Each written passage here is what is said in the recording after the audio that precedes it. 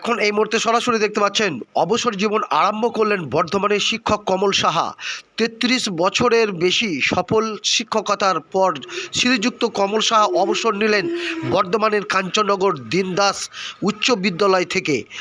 উপচারিকা বিদ্যালয় সংবর্ধনা ও প্রধান শিক্ষক ডক্টর সুভাষচন্দ্র দত্ত, বিদ্যালয়ের পরিচালনা সমিতির সভাপতি তথা স্থানীয় কাউন্সিলর মানিক দাস, শিক্ষাবিদ ততপ্রকাশ ভট্টাচার্য ভাষণে শ্রদ্ধা জানালেন। বিদায়ী শিক্ষক কমল সাহা বিদ্যালয়ে সকলের কাছে সহযোগিতার জন্য আন্তরিক কৃতজ্ঞতা প্রকাশ করেন। তার হাতে মানপত্র এবং স্মৃতিলিপি তুলে দেন প্রধান শিক্ষক ডক্টর সুভাষ দত্ত এবং শিক্ষক বাসুদেব মণ্ডল। বর্তমান তথা প্রাক্তন ছাত্রছাত্রীরা নানা উপহার তাদের প্রিয় শিক্ষককে শ্রদ্ধা নিবেদন করেন। এই নিয়ে কী বলছেন শুনে নেব। আজকে যে আপনার বিদ্যালয়ে আপনাকে বিদায় সম্বর্ধনা জানাচ্ছে, তাতে আপনার একটু অভিমত যদি জানাতেন। আমি খুবই আপ্লুত, এত বড় একটা অনুষ্ঠান হবে আমি আশা করিনি। ছেলেদের যে অকুণ্ঠ ভালোবাসা পেয়েছি এবং আমার সহকর্মীদেরও যে ভালোবাসা পেয়েছি, সত্যি আমি আপ্লুত। এবং আজকে যে আপনি আদর্শ জীবন বিজ্ঞানের শিক্ষক হিসাবে আপনি বিদ্যালয়ে কি কি দায়িত্ব পালন করেছেন যদি একটু সংক্ষেপে বলেন। আমি 11ই ডিসেম্বর 2014 সালে এখানে এসেছি, জয়েন করেছি এবং করার পরই আমি 9, 10 উঁচু ক্লাসগুলো সবই নিয়েছি এবং আমি চেষ্টা করেছি যে ছেলেরা যাতে ভালো রেজাল্ট করে এবং আমার বলাই থাকতো যে তোমরা কিন্তু রেজাল্ট করবে, স্কুলের নাম উজ্জ্বল করবে এবং আমি পেয়েওছে। অনেকেই 99, 98 পর্যন্ত নাম্বার আমার হাত দিয়ে পেয়েছে। আশা করি তারা ভবিষ্যৎ কর্মজীবনেও সাফল্য লাভ করবে। ক্লাসে পড়ানো ছাড়া আর কি কি দায়িত্ব আপনি পালন করেছেন?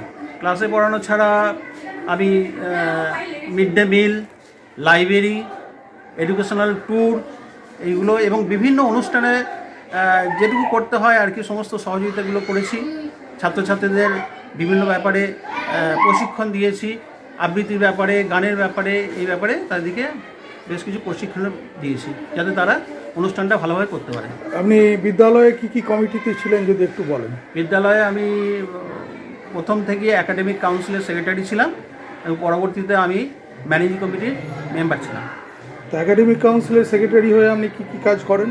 একাডেমিক কাউন্সিলের সেক্রেটারি হয়ে পরীক্ষার যাবতীয় ব্যাপারগুলো, পরীক্ষা কীভাবে সুষ্ঠুভাবে চালনা করা যায় এবং পড়ানোর ব্যাপারগুলো যাতে প্রত্যেকে ভালোভাবে পড়ে সেই ব্যাপারে প্রত্যেককে একটু সহযোগ করে প্রত্যেককে বলেছি এবং স্কুলের ডিসিপ্লিনগুলো এগুলো আমরা দেখার জন্য চেষ্টা করেছি। বিদ্যালয়ে মিড ডে মিল অর্থাৎ খাওয়া দাওয়ার ব্যাপারে আপনি কোনো সাহায্য করেছেন কখনো? মিড ডে মিলে যদিও আমি মিড ডে মিলের কমিটিতে প্রথমে ছিলাম এবং পরে আমি ছিলাম না, তবুও আমি মিড ডে মিল যখনই হতো, আমি বিশেষত যখনই টাংশগুলো হতো বা রাইস এইসবগুলো হতো, তখন আমি দাঁড়িয়ে থেকে নিজে হাতে পরিবেশন করে খাইয়েছি। আচ্ছা, বিদ্যালয় পরিচালনা সমিতিতে আপনার ভূমিকা?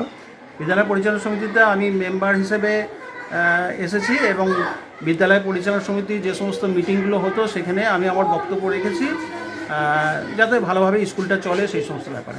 আপনার নাম? আমার নাম কমল সাহা, আমি কাঞ্চননগর ডিএন দাস স্কুলের বিদায়ী শিক্ষক। আচ্ছা, ধন্যবাদ। মাঝে মধ্যে আমরা সংবাদ মাধ্যমে দেখি যখন কোনো শিক্ষক বা শিক্ষিকা তার কর্মজীবন সমাপ্ত করেন তখন কি পরিমাণ ছাত্রছাত্রী, অভিভাবক তাকে বিদায় জানাতে ভিড় করে আসেন। আজকে কাঞ্চননগর দীননাথ দাস উচ্চ বিদ্যালয়ে আমরা প্রত্যক্ষ করলাম শিক্ষক শ্রী কমল সাহা তার কর্মজীবনের সমাপ্তি অনুষ্ঠানে। আজকে এই বিদ্যালয়ে বহু মানুষের উপস্থিতিতে বিদায় নিলেন।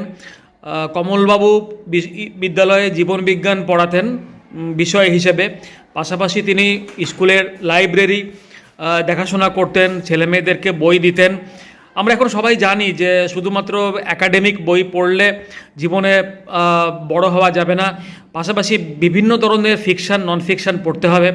আমি লক্ষ্য করতাম কমলবাবু সেগুলো লাইব্রেরিতে ছেলেমেয়েদেরকে আলাদা করে চিহ্নিত করে সেই বইগুলো তিনি দিতেন এবং আবার ফিরিয়ে নিয়ে তারা কতটা কি পড়াশুনো করলো সে বিষয়ে তিনি খোঁজখবর রাখতেন। বিদ্যালয়ে পড়াশুনো বাদে অন্যান্য বহু কিছু অনুষ্ঠান হয়, যেমন শিক্ষামূলক ভ্রমণ বা বিভিন্ন ধরনের ভোজন, মিড ডে মিল ইত্যাদি সবগুলিতেই কমল স্যারের প্রত্যক্ষ সাহায্য, অভিজ্ঞতা, এতে বিদ্যালয় সমৃদ্ধ হয়েছে। আমার খুব ভালো লাগলো আজকে সামগ্রিক অনুষ্ঠানে শিক্ষক শিক্ষিকারা এবং পার্শ্ববর্তী বিভিন্ন অঞ্চলের বা বিদ্যালয়ের বিশিষ্ট শিক্ষাবিদরা তার উপস্থিত ছিলেন। তারা কমল স্যারের সম্বন্ধে বললেন। বিদ্যালয়ের ছাত্রীরা নাচে গানে অনুষ্ঠানটিকে সুন্দর করে তুলেছে।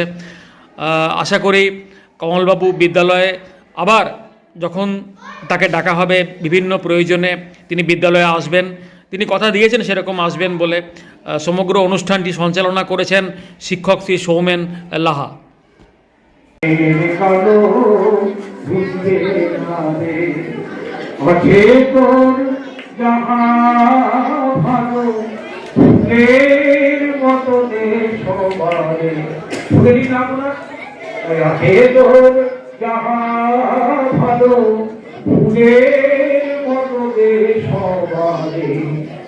সবারে বসে ভালো তোমরে কালো বুঝবে না রে। এরপরে কত আরো পরে আমরা সবসময় কি নিয়ে একজন